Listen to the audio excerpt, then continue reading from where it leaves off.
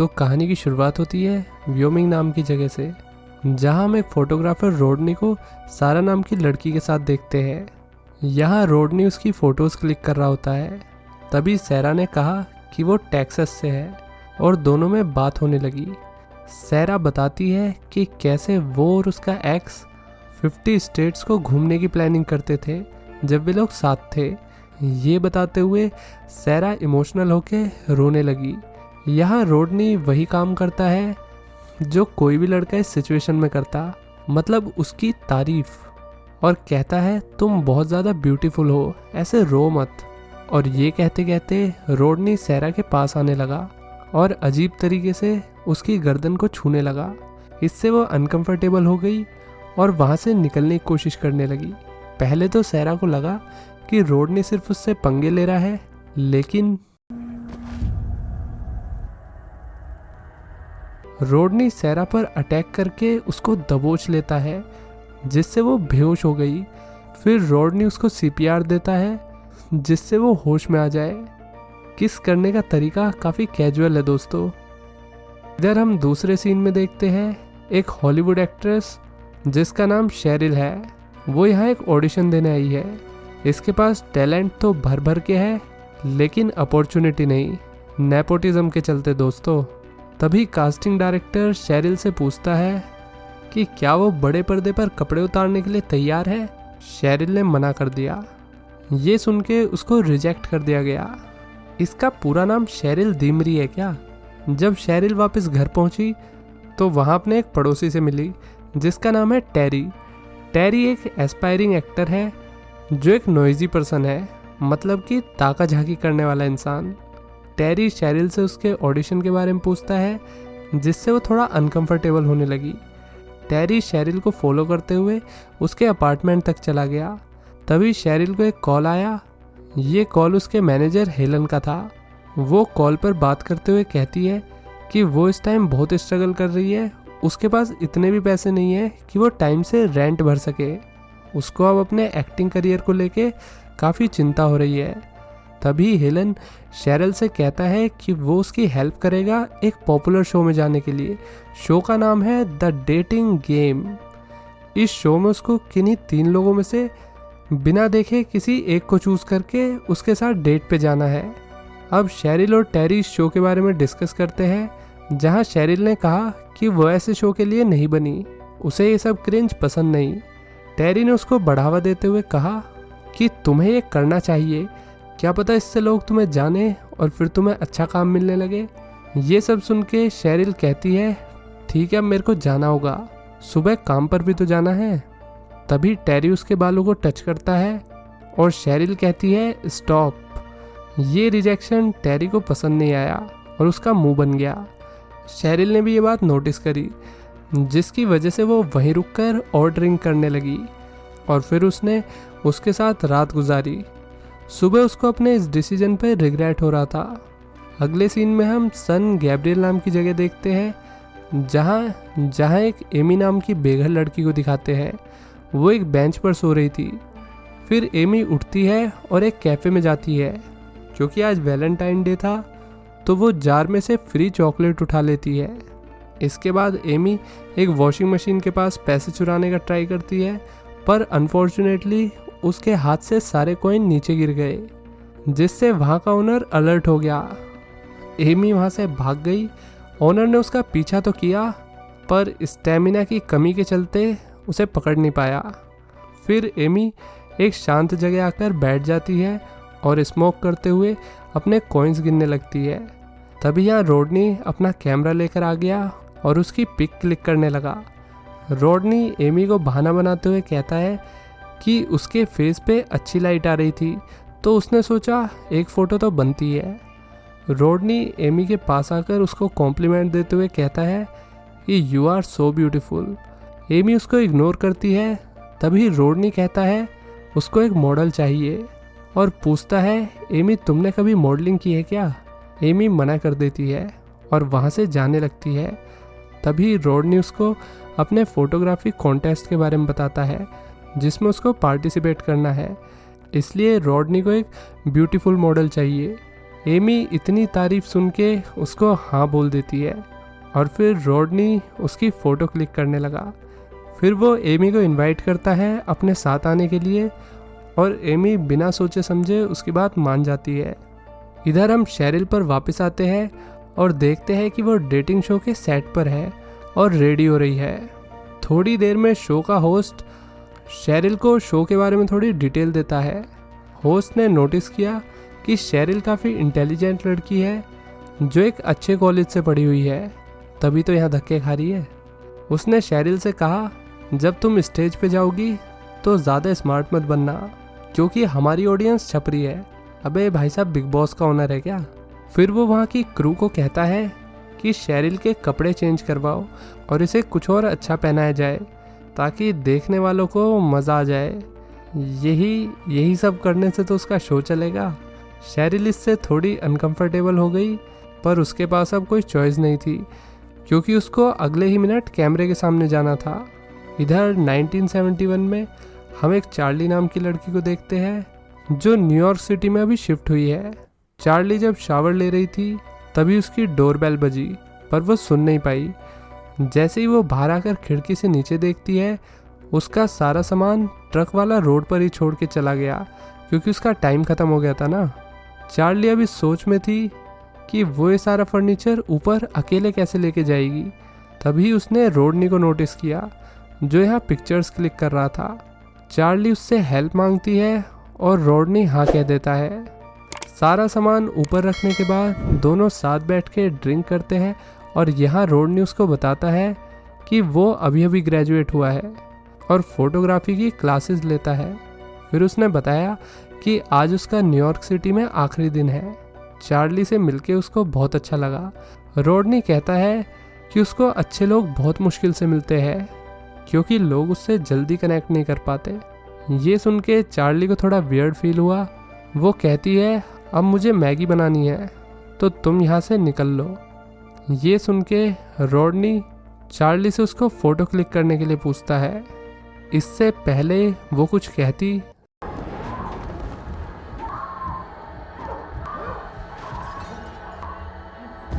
Rodney ने उस पर हमला कर दिया और उसको बुरी तरह मारा। फिर उसकी आंखों पे पट्टी बांध के उसकी फ़ोटो क्लिक की। Back to Sheryl. यहाँ शेरिल स्टेज पर आ जाती है। ऑडियंस उसको चीयर्स करती है। होस्ट ने गेम को शुरू किया और शेरिल को रूल्स बताए कि इस पर्दे के पीछे 3 लौंडे हैं। उनमें से किसी से भी वो कुछ भी सवाल पूछ सकती है सिवाय उनके नाम और उनके काम के, क्योंकि होस्ट भी जानता है कि लड़कियां उसकी जॉब प्रोफेशन देख के ही उसे सेलेक्ट करती है, तो यही क्वेश्चन नहीं पूछना इसे। अपने सवालों के बाद उसे किसी एक लोंडे को चूज़ करके उसके साथ डेट पर जाना होगा। अब पहले लोंडे ने अपना इंट्रो दिया शेरिल को। वो थोड़ा नर्वस लग रहा था। फिर 2 नंबर के लोंडे ने इंट्रो दिया और उसकी बात से ऐसा लग रहा था कि वो काफ़ी घमंडी टाइप का लड़का है। फिर देखते हैं तीसरे लड़के को, और ये कोई और नहीं बल्कि रॉडनी ही है। वो बड़े कॉन्फिडेंस के साथ कहता है कि शेरिल उसके साथ अच्छा टाइम बिता सकेगी अगर वो उसको चूज़ करती है तो। ये सुन के ऑडियंस रॉडनी से इम्प्रेस हो गई। इसी ऑडियंस में एक लड़की बैठी हुई थी जिसका नाम है लॉरा। रॉडनी को देखते ही वो डर गई और अपने साथ हुई पुरानी बातें याद करने लगी। फिर शेरिल उन तीनों लोंडों से काफ़ी क्वेश्चन पूछती है ताकि वो उन्हें अच्छे से जान पाए। शेरिल को एक पेपर दिया गया था जिस पे कुछ सवाल लिखे हुए थे, काफ़ी बचकाने सवाल। जैसा कि हमने देखा, 1 नंबर लौंडा नर्वस था, दूसरा ओवर कॉन्फिडेंट और तीसरा मीठा मतलब मीठी छुरी, जिससे ऑडियंस इम्प्रेस थी। पर लॉरा की एंजाइटी और डर बढ़ता ही जा रहा था। वो अपने बॉयफ्रेंड से कहती है कि उसे वहाँ से निकलना चाहिए। हड़बड़ी में वो वहाँ से निकलते हुए केबल में अटक गई, जिससे वायरिंग खिंच के टूट जाती है और लाइव शो को ब्रेक लेना पड़ता है। लॉरा अपनी कार में आकर स्मोक करती है और रोते हुए अपनी पास्ट मेमोरीज को याद करती है, जिसमें उसकी बेस्ट फ्रेंड एलिसन को दिखाते हैं जो अब इस दुनिया में नहीं है। इधर शेरिल का मेकअप चल रहा था और मेकअप आर्टिस्ट पूछती है, तुम काफ़ी परेशान लग रही हो। श्रेयल कहती है कि वो होस्ट के दिए हुए स्टूपिड क्वेश्चन की वजह से थोड़ी अनकंफर्टेबल हो रही है। मेकअप आर्टिस्ट कहती है कि मज़े करो, वो बोलो जो तुम बोलना चाहती हो, कौन सा तुम्हें यहाँ दोबारा आना है। इधर रोडनी सेकंड वाले लोंडे से बात कर रहा होता है और कुछ बेकार बातें इस लड़की के बारे में कहता है जो इनको कॉफ़ी देने आई थी। फिर वो शेरिल के बारे में बात करता है और बताता है कि अगर वो उसके साथ गई तो उसके साथ क्या क्या करेगा। बात को संभालते हुए रोडनी कहता है डोंट वरी, ऐसा कुछ नहीं होगा। यहाँ लॉरा अभी भी अपनी कार में बैठी हुई है। तभी उसका बॉयफ्रेंड वहाँ गया। लॉरा ने उसे बताया कि वो थर्ड नंबर को जानती है। उसने बताया कि थर्ड जेंडर थर्ड नंबर उसकी दोस्त एलिसन के साथ एक डेट पे गया था और बाद में एलिसन की लाश मिली। उसे किसी ने बहुत मारा और फिर मार ही दिया। लॉरा कहती है कि उसने कॉप्स को भी रिपोर्ट की मगर उन्होंने कुछ नहीं किया। बट इसके बॉयफ्रेंड को इन बातों पर भरोसा नहीं हुआ। वो कहता है कि अगर वो एक मर्डरर होता तो जेल में होता ना कि एक रियलिटी टीवी शो में। अबे इसका बंदा तो बिल्कुल ही पगला है। उसकी बात सुन के लॉरा ने उसको कार से भगा दिया। यहाँ टीवी शो फिर से शुरू हो जाता है। शेरिल ने डिसाइड किया कि वो अपने क्वेश्चन खुद से पूछेगी, ना कि होस्ट के दिए हुए पर्चे से। उसके खतरनाक क्वेश्चन सुन के पहले दो लड़के नर्वस हो गए मगर रोडनी भी लाइक मुझे फर्क नहीं पड़ता। वो बड़े ही आराम से सारे आंसर्स ऐसे देता है जैसे उससे ज़्यादा इस दुनिया में औरतों की इज्जत कोई करता ही नहीं है। सबकी इज्जत करेंगे तो लूटेंगे किसकी। गर्ल्स हमेशा ध्यान रखना, nervous boy is better than confident boy, क्योंकि लड़कियों के सामने जो कॉन्फिडेंस दिखा रहे हैं वो मोस्ट प्रोबेबली खेले खिलाए हुए बंदे हैं। यहाँ लॉरा बैक रूम में आ गई जहाँ उसको एक सिक्योरिटी गार्ड मिला। वो उसको बोलती है कि इस शो के प्रोड्यूसर से इम्पोर्टेंट बात करनी है उसे। उसने गार्ड को रोडनी के बारे में सब कुछ बताया कि ये एक मर्डरर है और बहुत ही खतरनाक इंसान, इसलिए उन्हें कॉप्स को ये बात बतानी चाहिए। यहाँ शो में दिखाते हैं कि शेरिल रोडनी से पूछती है कि बैक स्टेज पर उसकी किसी कंटेस्टेंट से कोई बात हुई है क्या। रोडनी ने बड़े खुश होकर कहा कि 2 नंबर का जो लौंडा है ना, उसके हिसाब से किसी भी रिलेशनशिप में आने से पहले लड़की के इनर वियर का साइज़ पता होना चाहिए। ये सुन के सभी थोड़ा शॉक हो गए, जिसके चलते होस्ट को एक ब्रेक लेना पड़ा। इधर सिक्योरिटी गार्ड लॉरा को एक रूम में वेट करने के लिए कहता है जब तक कि वो प्रोड्यूसर जॉर्ज एलियट को ना बुला लाए। फिर बैक स्टेज पर जो सेकंड लोंडा है वो रोडनी से बोलता है तुमने स्टेज पर वो इनर वियर वाली बात क्यों बताई। लोंडा रोडनी से कॉन्टैक्ट नंबर मांगता है ताकि शो के बाद उसका मुंह तोड़ सके, मगर तभी रोडनी उसको एक फ़ोटो दिखाता है जिसमें एक लड़की को मारा हुआ था। इसकी शक्ल देख के वो हंसने लगता है और कहता है कि चिंता मत करो, ये नकली है। इसके बाद शो दोबारा शुरू हो गया और अब शेल को इन 3 लोंडों में से किसी एक को चुनना था। शेल यहाँ थर्ड नंबर कंटेस्टेंट जो कि रोडनी है उसे ही चुनती है, क्योंकि उसको लगा कि वो वुमेन्स के लिए बहुत ही रेस्पेक्टफुल है। फिर होस्ट नंबर 3 लड़के को शेल से इंट्रोड्यूस कराता है। यहाँ सेकंड लोंडे ने शेल को हक करते हुए कान में कहा कि इससे ज़रा बच के रहना। फाइनली होस्ट रोडनी का इंट्रोडक्शन कराता है और बताता है कि वो एक स्किल्ड फोटोग्राफर है। क्योंकि रोडनी शो का विनर है तो अब शेल को उसके साथ एक ट्रिप पर कैलिफोर्निया जाना होगा, जिसका सारा खर्चा शो वाले देंगे। लॉरा अभी तक यहाँ सिक्योरिटी गार्ड का वेट कर रही है। ना तो सिक्योरिटी गार्ड आया और ना ही प्रोड्यूसर। फिर एक बुढ़ा सफाई करने के लिए यहाँ पे आता है, जिससे वो प्रोड्यूसर जॉर्ज एलियट के बारे में पूछती है। तभी बुढ़ा बताता है कि वही जॉर्ज एलियट है। ये सुन के लॉरा डर गई और वो समझ गई कि सिक्योरिटी गार्ड को उसकी बातों पे भरोसा नहीं था, इसलिए उसने उसके साथ प्रैंक कर दिया। अब शो ख़त्म हो गया और शेल घर जाने के लिए निकलती है। तभी यहाँ उसे रोडनी दिखता है जो उसका यहाँ वेट कर रहा है। रोडनी शेल से पूछता है कि क्या वो ड्रिंक पीने चलेगी। ये सुन के वो थोड़ी सरप्राइज़ हो गई। फिर हम देखते हैं कि एमी रोडनी के साथ ड्राइविंग पर जा रही है। यहाँ वो उसकी फ़ोटो एल्बम को ले लेती है और उसकी फ़ोटोज़ देखने लगती है। लेकिन तभी रॉडनी एल्बम को बंद कर देता है और उससे उसकी लाइफ के बारे में पूछता है। एमी ज़्यादा कुछ बताती नहीं है, वो समझ जाता है कि ये भगोड़ी लड़की है। शाम होने वाली होती है तो रॉडनी कार को एक सुनसान सी जगह पर पार्क करता है और एमी की फ़ोटोग्राफ्स लेने लगता है और कहता है कि सन की तरफ फेस करो ताकि फ़ोटोज़ अच्छी आए। लड़की इनोसेंट थी तो एकदम वैसे ही करती है।